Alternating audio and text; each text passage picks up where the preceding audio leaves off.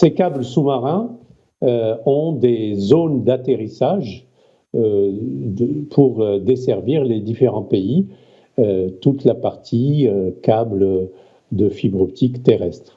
Eh bien, il y a eu un affaissement de terrain au large de Abidjan où atterrissent 5 câbles sous-marins et il y a 4 câbles qui ont été sectionnés dû à cet affaissement de terrain sous la mer.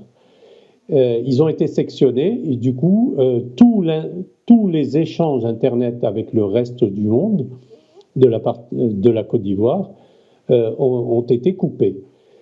Il y a un seul câble qui est resté en fonction, fort heureusement pour le Maroc, c'est celui de Maroc Télécom West Africa et qui dessert la filiale de Maroc Télécom qui s'appelle Move.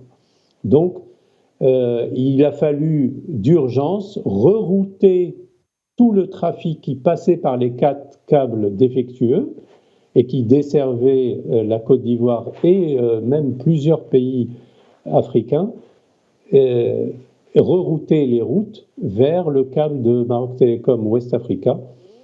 Et donc, c'est typiquement comme un séisme qui s'est passé sous la mer, au large de la Côte d'Ivoire.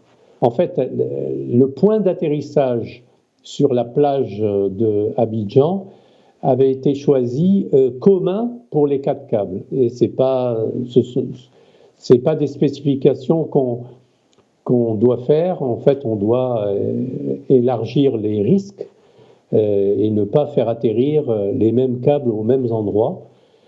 Ce que Maroc Télécom, pour son câble, avait bien pris la précaution, lui, d'atterrir beaucoup plus loin. Et donc, il n'a pas été impacté par cet affaissement de terrain.